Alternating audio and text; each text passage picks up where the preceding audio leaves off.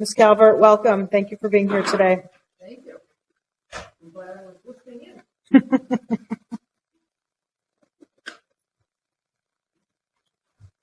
Madam Chair, members of the committee, in case you don't know, I'm Calvert from the Seabed Department, here today to recommend a process that we're kind of excited about as a way to move the Upper Harbor Terminal a step forward towards redevelopment.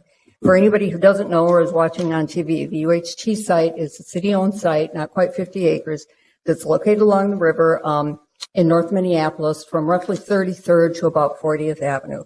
Historically, it was operated as a barge shipping terminal, and what that is now, barge shipping has ended, and we are working to transition that to new uses. And the approved above the falls plan guides the site to be a combination of riverfront park and private development. And in a typical process between the city and the park board, we would have job owned and come to some agreement as to how much should be riverfront park, how much should be private development. They would have then gone off and done their park design and development, and we would have done one or more RFPs for private development.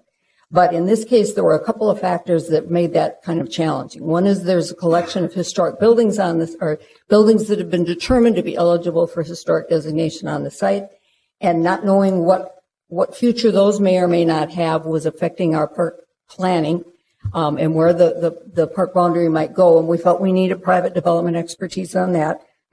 Secondly, there's pretty much general agreement. We want some sort of destination in addition to the parkway and the trails along the river. We want some sort of destination along the riverfront that will bring people into the area and start changing its identity. And that might be a special park feature, might be a private concession that's on park board land as a tenant, think a restaurant, a boat rental place or something like that. Both of those would need enough room in the park boundary in order to be feasible and successful, or it might be a private development, or it might be a combination of all of those. And that was another case where we felt like we needed some private development input in order to be wise and make good decisions on that. So what we're proposing to do is, instead of doing the typical process, that we would do a request for qualifications, or RFQ, where we'd select a developer based on their capacity and experience as developers. And we want somebody who has a track record of kind of doing the high quality, innovative, neat sorts of development projects that we envision on this site. Once we have, and we would be focusing, by the way, on a first phase that would be roughly the northern half of the site.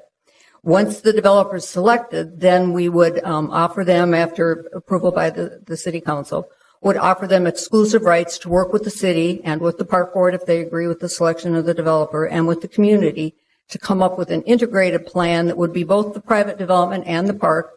Where do the park amenities go? What private development complements the park, et cetera. And we think that this way we would be able to get the private development input that we need to make wise decisions. And we think we also may end up with more creative, synergistic plan, because we're looking at the two pieces of the whole working together rather than being somewhat separate. Along the way, we also want to do some sort of process, and we will be looking both locally and nationally for the master developer. But also we'll be working with them to try to identify local partners. That might be somebody who's interested in running a restaurant as a tenant, maybe a nonprofit that has a great program they want to operate on the river, maybe a developer who doesn't want to be the master developer but do a piece of it.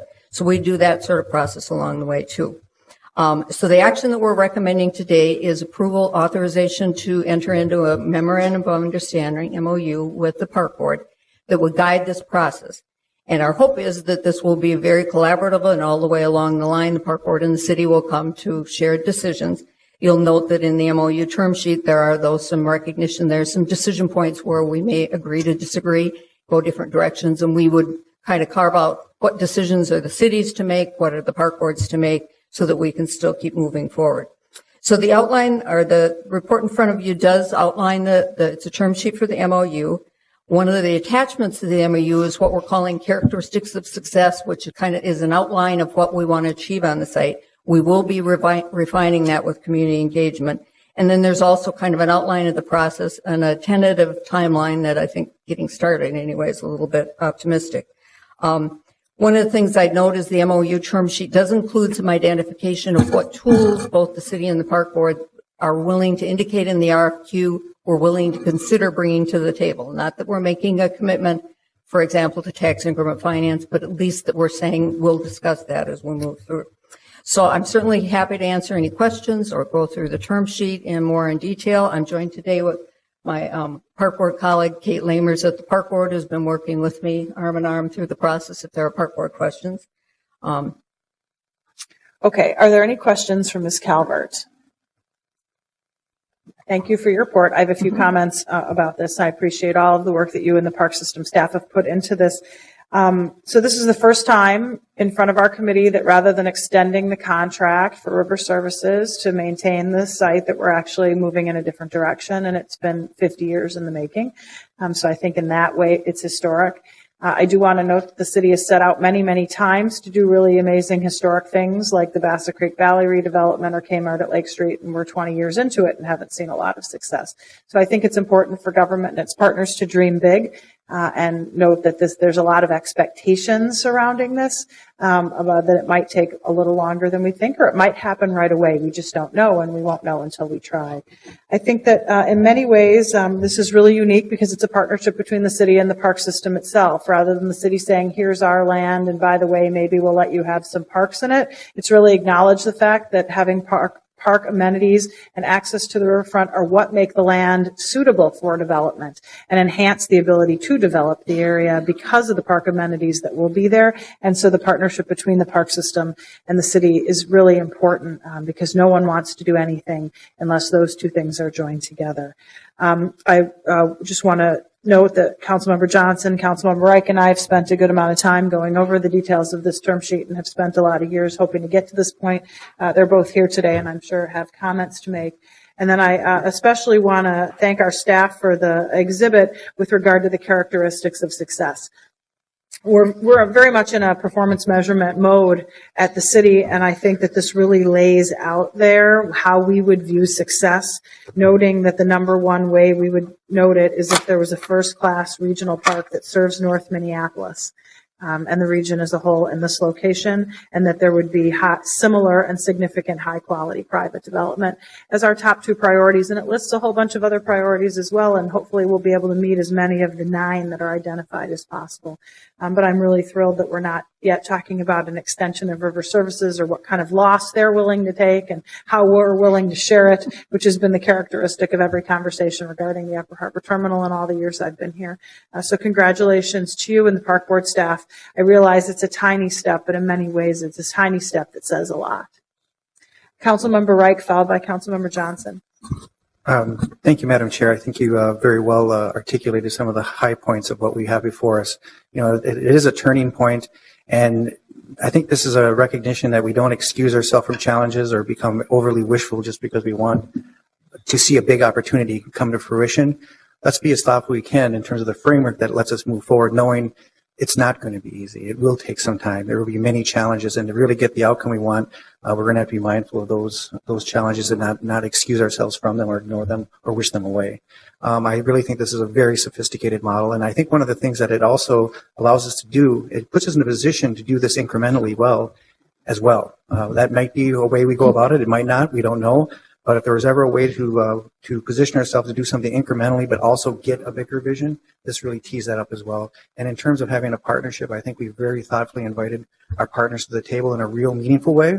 But for those who really care about the city's interest, we are in the driver's seat, and we will remain so moving forward. I think that's an important upfront way to be a good partner.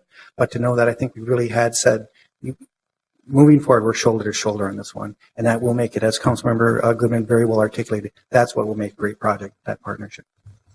Council President Johnson, welcome. Thank you, Madam Chair. I am celebrating this day. I heed the caution in things taking time, but, you know, as I look at the time that I've spent involved in river projects, I mean, in one person's life, it's in the life of the city, it's nothing. And so, this proposal is going to take advantage, and I really like the idea of us kind of focusing on the northern end, because at the northern end of our site is just a couple properties away from North Mississippi Regional Park, which was a struggle to get established as a regional park. The Met Council didn't want to have it happen because it wasn't big enough, not enough land, and it happened. We worked on it and it happened, and it's a marvelous facility. It took a while for people to find it and use it, but they use it in great numbers now. And then as I think back on actually putting a shovel in the ground on the roadway between Hennepin Avenue and Plymouth Avenue, now the James I. Rice Parkway, that was not that terribly long ago a rail yard that now is a lovely park amenity, a new neighborhood in our city, 2 new housing developments in that area, right adjacent to the river, and then all of the development behind it, brand new development and redevelopment of existing historic structures. So I'm not going to be extremely patient. I think we'll find that this development will come along because of the value of the riverfront. And the recognition of the changes that are going on in the riverfront, closing of the locks, that's just a huge historic step. It's going to make a big difference in knowing what the future of those parcels are and what, can happen there. So I look forward to working with the Park Board on this initiative. I think it's going to be a fantastic partnership and, just offers us the next step in redeveloping our riverfront, which, again, in the life of the city, we have made huge progress, and I attribute a lot of it to Ms. Calvert, who's been involved with Central Riverfront over the years, and now this project. So it's just going to be fantastic. So thank you for all the staff work on this, everybody that's worked on it. I see people from the Mississippi Riverfront Partnership are here. Thank you for the work. 2 great articles about the work they've been doing with the watershed on what are going to be the changes in the river because of the closing of the locks, and then the great work on the historic part of the riverfront trail. So there's a lot of people that have worked on this a very long time, and I think we'll see progress, maybe not rapidly, but substantially. So thank you. Further comments or questions? Seeing none, on the chair's motion to approve item number 2 as directed by staff, all in favor signify by say aye. Aye. Any opposed? That item is approved.